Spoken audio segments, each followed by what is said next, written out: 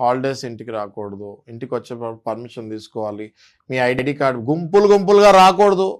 మొన్న కలెక్షన్ వాడు వచ్చాడు, మేము పోలీస్ కంప్లైంట్ ఇచ్చాము, ముగ్గురు మధ్యలో వాడు ఇలా స్టైల్గా నుంచున్నాడు, ఇలా కట్టవా ఫోటో తీస్తున్నామంటే వాడు ఫోజ్ ఇచ్చాడు, ఆ ఫోజ్కే ఇవాళ వాడు జైల్లో ఉన్నాడు.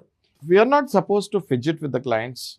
ఓకే, 100 మంది తీసుకుంటారు, 5-10 మందో కట్టలేరు. మీరు ఫస్ట్ ఆఫ్ ఆల్ బ్యాంకులు, ఎన్బిఎఫ్సిలు గూండాలను రిక్రూట్ చేస్తాం ఆపండి అంటున్నాను నేను.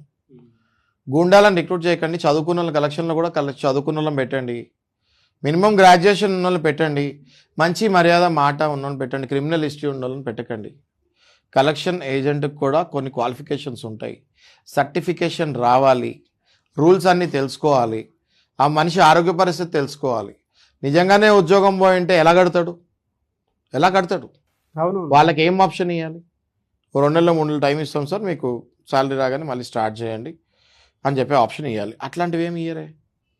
అసలు ఆర్బీఐ గైడ్లైన్స్ 99.9% ఎవరు ఫాలో అవ్వట్లేదు.